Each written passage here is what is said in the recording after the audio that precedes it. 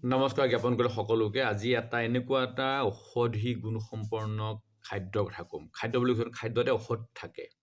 সেই ঔষধি গুণসম্পন্ন খাদ্যটো আমাক গোটেই বডিৰ মেকানিজম চিষ্টেমটো অ'কে কৰি ৰাখে। আপোনাৰ বেমাৰ নোহোৱাকৈ আপুনি থাকিব পাৰে, ৰোগ প্ৰতিৰোধ ক্ষমতাটো বঢ়াব পাৰে। নেচাৰেল এণ্টিবায়'টিক্স, তাৰ নাম হৈছে নহৰু বা গাৰ্লিক। সকলোৱে চিনি পায়, কিন্তু কেনেকৈ খাব লাগে, কেতিয়া খাব লাগে, হয়তো কোনোবাই খায়, কাৰোবাৰ নিয়মৰ কাৰণে কোনোবাই নাখাবও পাৰে, কিন্তু খাওক।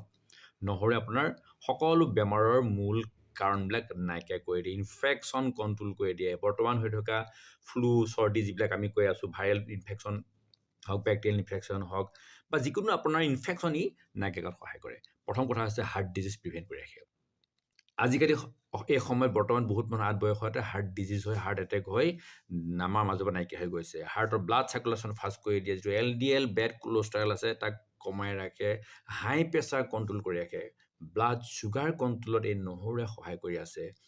এণ্টি ইনফ্লেমেটৰী প্ৰপাৰ্টি হিচাপে যিকোনো বিষত আপুনি খাব পাৰে। ব'ন হেল্থৰ কাৰণে খুবেই ভাল। ইয়াত ভিটামিন 6 আৰু মেগনেছিয়ামে ব'ন মজবুত কৰি ৰাখে। কাৰণ খেলৰ কাৰণে, খেলুৱৈৰ কাৰণে, এথলিটৰ কাৰণে খুবেই ভাল। তেওঁলোকে যেতিয়া খেলিবলৈ যায়, মাচুল ক্ৰেম্পছৰ পৰা, মাচুল ডেমেজ হোৱাৰ পৰা নহৰুৱে বচাব পাৰে। ইমিউনো ফাংচনটো বুষ্ট কৰে, ভিটামিন C আছে। ইয়াত ফাইবাৰ আছে, গেছৰ কাৰণে, গেষ্টাইটিছৰ কাৰণে, কনষ্টিপেশ্যনৰ কাৰণে, লিভাৰৰ ফাংচন ইম্প্ৰুভ কৰাত এই নহৰুৱে কিন্তু আমাক সহায় কৰে। তাৰ উপৰি কেঞ্চাৰ প্ৰটেকশ্যনৰ কাৰণে ইয়াক আমি ব্যৱহাৰ কৰিব পাৰোঁ। বিশেষকৈ ষ্টমাক কেঞ্চাৰত ই সহায় কৰে, প্ৰষ্টেট কেঞ্চাৰত ই সহায় কৰে। কেঞ্চাৰ নোহোৱাকৈ ৰাখিব পৰাকৈ নহৰু গাত গুণ আছে। ইয়াত কিছুমান fat soluble, water soluble vitamin. Fat soluble ভিতৰত A-E-K ভিটামিন আছে, B1, B6, B2 এইখিনি বি কমপ্লেক্স আছে। তাৰ উপৰি ফাইবাৰ আছে, মিনাৰেলছখিনি যেতিয়া আপুনি চায় তাত চেলিনাম আছে, মেংগানিজ আছে, কপাৰ আছে, জিংক আছে, আইৰণ আছে। বিভিন্ন ধৰণৰ এই ঔষধি গুণসম্পন্ন মিনাৰেলছখিনি থকাৰ কাৰণে আপোনাৰ ৰোগ প্ৰতিৰোধ ক্ষমতাটো বঢ়াই দিব পাৰে।